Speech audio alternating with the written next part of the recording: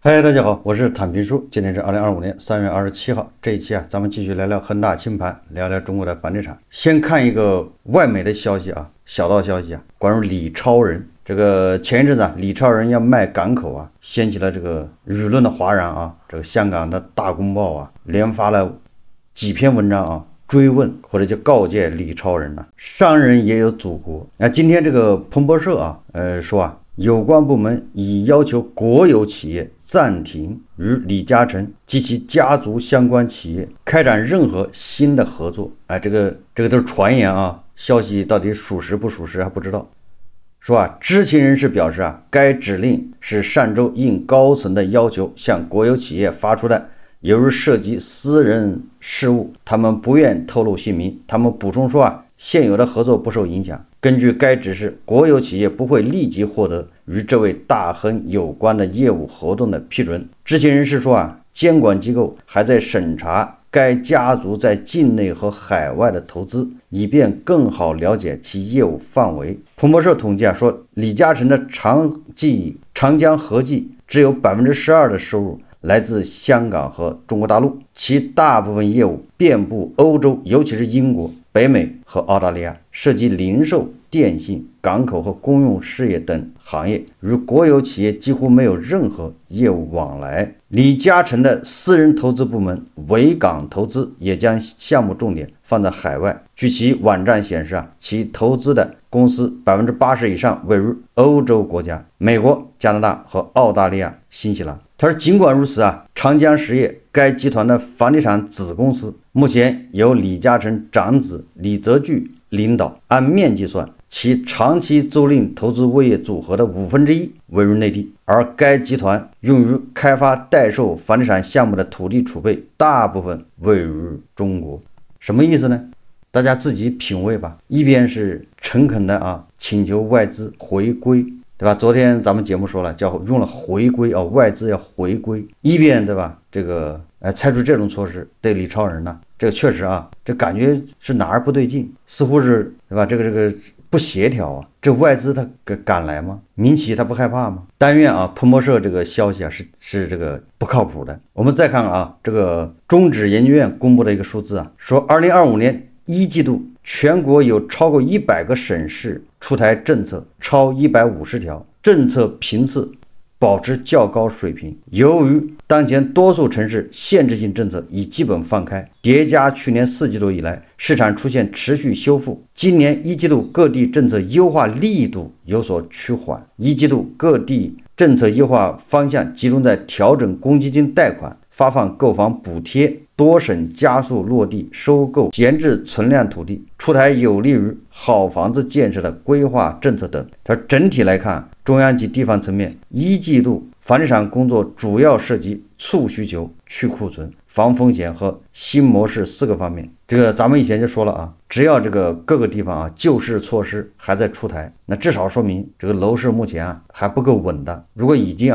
止跌回稳，已经回暖了，那就没有必要出台什么购房补贴什么公积金贷款这个调整那也更没有必要是政府花钱去收那个存量房还有存量土地，那不是多此一举吗？2025年1季度3个月已经出台了150条救楼市措施所以这个目前楼市什么情况大家心知肚明。我记得咱们以前经常介绍招行的一个叫金葵花数据就是金葵花账户它不是分等级吗？后来有一阵子不说它招行不公布了，但最近我在网上又看了一个2024年末的网传这个招行金葵花数据。这个数据就可以看出在招行的这个储蓄的这些客户他们资产分布一个情况。截至2024年末，招商银行管理零售客户总资产余额149267亿元，较上年末增长 12%， 其中管理金葵花及以上客户总资产余额122243亿元，较上年增长 12.98%。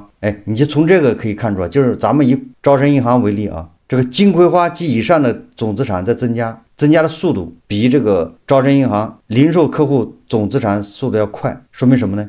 从这个就可以看出财富在向少数人集中，也就是那个有钱人增长的更快啊。对比前一年啊，他说截至2023年，招商银行管理零售客户总资产余额133211亿元，较上年末增长 9.88%。其中，管理金葵花以及以上客户资产余额108197亿元，较上年末增长 9.66%。也就是说啊，到了2024年，金葵花及以上客户这个增长速度还加速了，那就是钱加速向富人集中。这个啊，大家待会儿看一看啊，各个地方这个土拍情况，你就知道了为什么各个地方土拍那么火爆。2024年金葵花客户的资产增长速度快如整体，说明有钱人的资产增值相对更快。然后啊，你看啊，2024年招商银行金葵花及以上客户为523万户，占客户总数 2.10 亿的比例的 2.49%， 就不到 2.5% 啊。招商银行一共是 2.1 亿的这个储户，它的金葵花以上的客户只有523万户，占比不到 2.5%，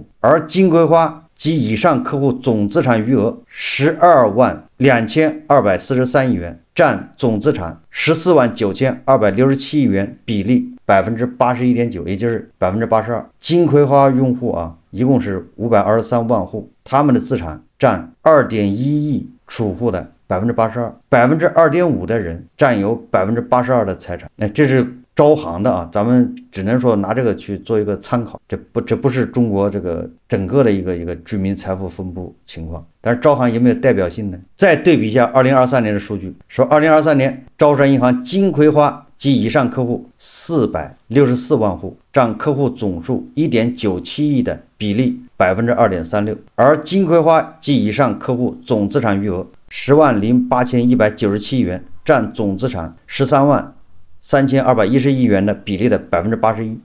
不管你怎么看啊，你都能发现这个钱是在往少数人集中，也就是咱们老说的有钱人越来越有钱，韭菜越来越没钱。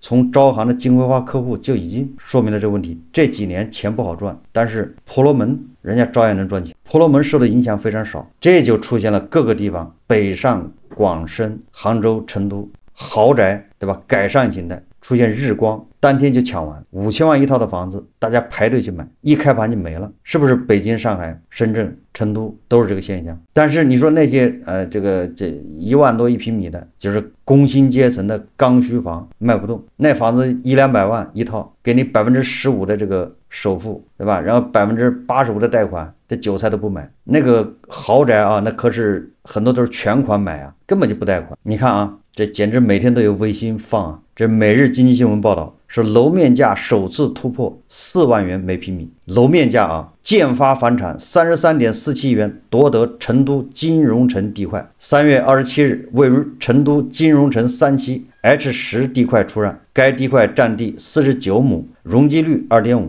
起拍楼面价2万元每平米，吸引了招商蛇口、华润置地、中海地产、建发房产、远达房产、华发集团等10余家房企参与竞拍。最终历时1小时20分，超200轮竞价，由建发房产以总价33.47亿元，楼面价41200元每平米，溢价率 106% 竞得。这也是成都楼面价首次突破4万元每平米。与该地块一街之隔的就是去年创下成都楼面价纪录的贝壳23.6亩地块，彼时楼面价27000元每平米。你看看啊，一下涨了多少啊？楼面价啊，居然涨了14000一平米。不光成都啊，我们再看这个21世纪经济报道啊，说中国硅谷杭州出圈。现在杭州已经不是过气网红城市了啊，居然叫中国硅谷了啊，这简直啊！他说宇树科技总部3公里拍出新帝王，也就杭州又拍了个帝王。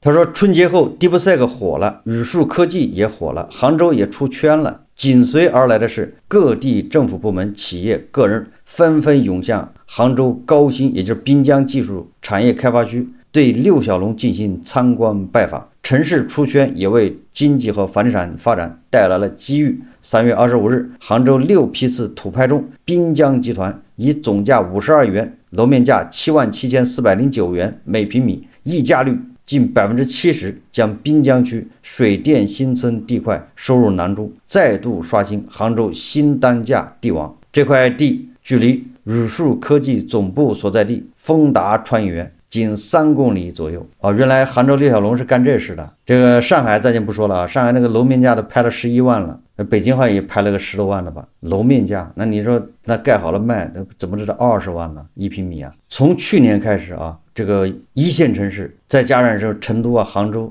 这个开发商对这种核心地块啊，这种豪宅，可以说啊，这个争夺进入白热化。我记得那个咱们介绍过什么招山蛇口吧，这是央企啊，他的董事长在那个业绩会上说，豪宅不愁卖，他们啊，如果拍错一块地，你就完了。也就是如果你拍的这块地，它不是豪宅，不是核心地段，那你盖了你卖不掉，成为累赘，成为负担。但是豪宅呢，你拍到了，不愁卖。所以你看啊，各个地方是不是进入2025年开始，这个楼王层出不穷啊？这个成都我记得半个月前刚出了一个楼王，就刚这个创新高，今天又创新高，也就是可以看出啊，开发商对这种豪宅核心地块那是势在必得啊，因为你拿到了，你只要开发出来就能卖得掉。底气在哪里呢？底气刚才就是招行的金葵花数据就告诉你了，钱在往有钱人那儿集中，有钱人毕竟还是有的，每个一线城市啊，对吧？你这300-500个有钱人还是有的，他一个项目也就300-500套嘛，一开盘就日光，得抢。就是这种现象这么下去，这个景象啊，大家是能预计的。问题出在哪？我们最近一段时间一直说分配出了问题，而且这个分配出问题，它还不是市场化分配出的问题。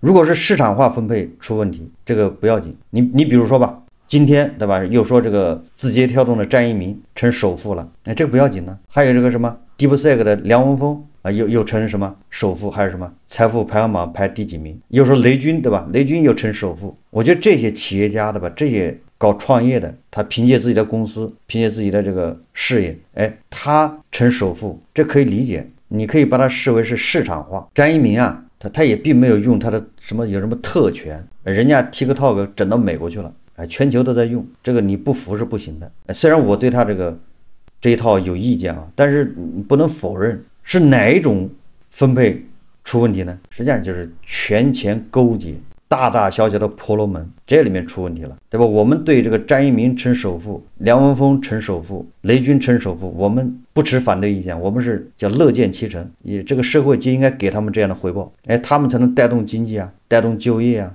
他们应该获得这样的回报啊，这个是良性的啊，你不要看他什么身价500亿美元，这有什么关系呢？但是啊，有很多说不清道不明的那些分配婆罗门，他们的分配是有害的，对吧？他们获得财产的方式是以浪费更多，对吧，来获得他的收益。上午咱们有个节目说了，对吧？这个四川石棉县一个希望小学网价啊600块钱或者700块钱的一个单反照相机，它的招标价居然是14000，大家听了之后觉得就无能为力啊。但是我告诉你，这还不算最差的，我觉得这个不算差啊。也就是说，他700块钱的照相机，他报14000，然后这个中间差价几个人分了，这个不是最差的啊。最差的是什么呢？最差的是造成浪费，对吧？为了在广场上，为了分钱啊，他搞个项目，什么项目呢？对吧？在修广场，然后广场上搞那个仿生椰子树，一棵树花几万块，等到大家一举报啊，他把树又砍掉了，又给他毁掉。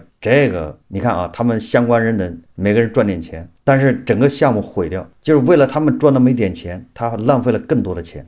这个是最坏的一种情况，对吧？还有很多工程，对吧？什么把那钱往大山里扔，搞出来那个所谓的这个宏伟的工程，但是钱花完了之后，你还得维护，你产生不了任何经济效益，还得维护，然后过几年之后，你就得还那个债，这不就地方债吗？而这中间谁得利呢？就是那些上上下下、大大小小婆罗门，他们就为了自己得那点钱，更多的都浪费掉了。这个浪费的钱就是咱们韭菜啊，按照薇薇老师的指示啊，放在大头的那个钱，最后都是要去买单的。也就是这个大大小小的婆罗门啊，他为了赚他那1块钱那个特权，他要浪费好几万，那你说哪个更肉疼？所以我说这个分配出了问题，它还不是市场化分配出问题，对吧？市场化的，那你赚得多，你光荣啊，你交税还交得多呢。除了加德老师啊，加德老师他偷税漏税，所以加德老师他不喜欢市场化嘛。你搞市场化他就没有特权，完了这个他还得交税，他难道不心疼吗？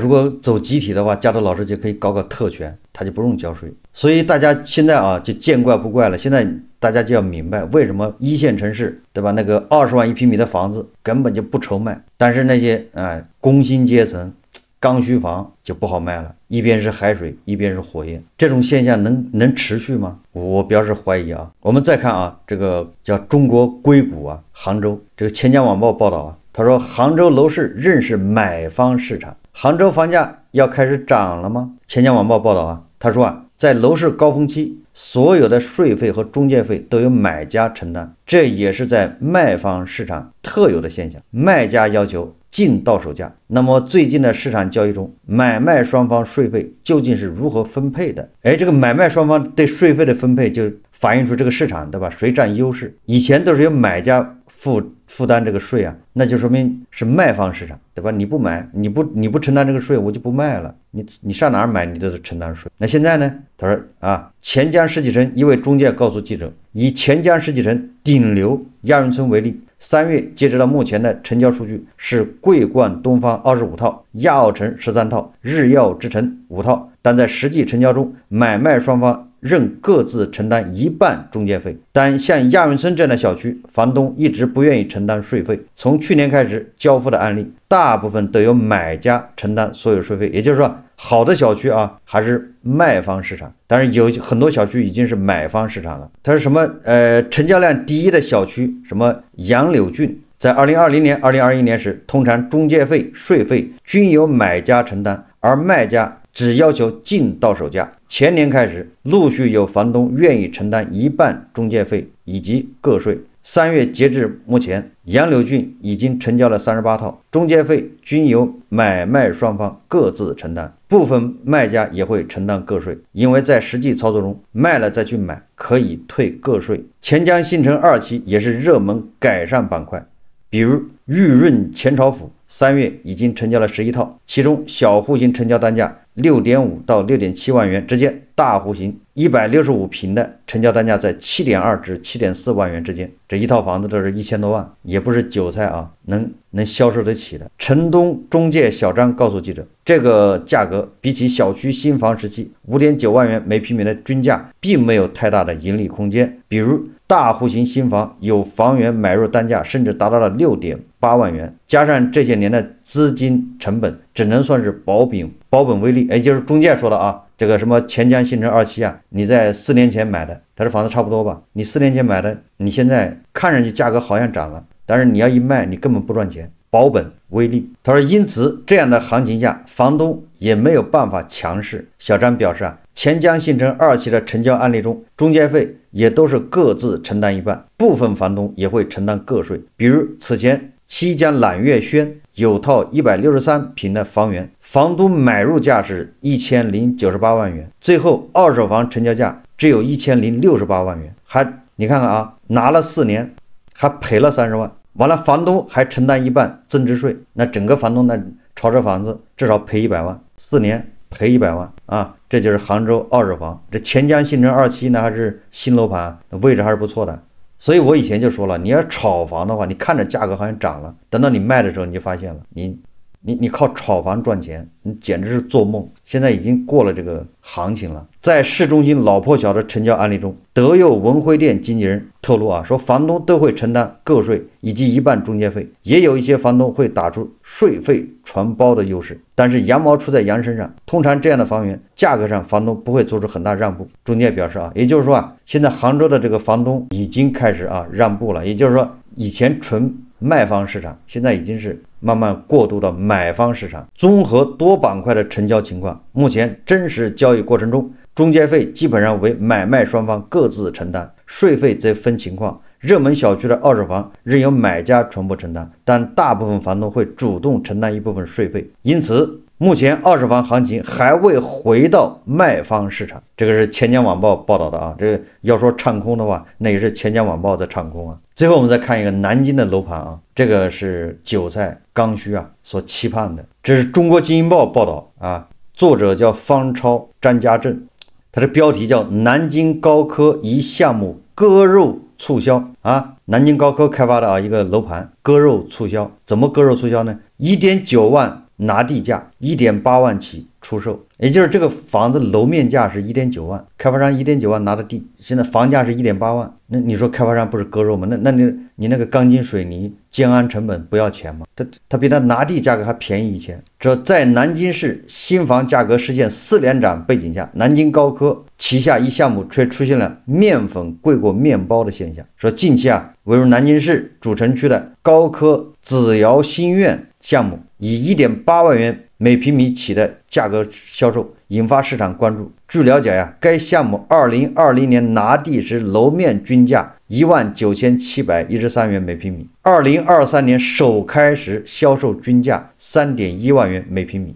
现在2025年3月份项目销售价格是1.8万元每平米起。他说具体要看楼层，楼层高的房源价格相对高一些。售楼部一位销售人员向中国经济报记者表示对于外界关注的起售价比拿地价还便宜的现象，记者致电南京高科方面相关工作人员坦言，这是由整个行业形势决定的，也就是人家也不愿意但是你不降价卖不掉你看拿地拿贵了吧，当年是闭着眼拍。在割肉促销背后，南京高科房地产业务正陷入下滑境地。相关数据显示，2024年南京高科房地产业务实现合同销售面积比同比减少 93%。自2024年下半年开始，南京高科方面多次在互动平台上表示，公司将顺应行业外部环境的深度调整，利用3到5年时间逐步退出现有的房地产业务。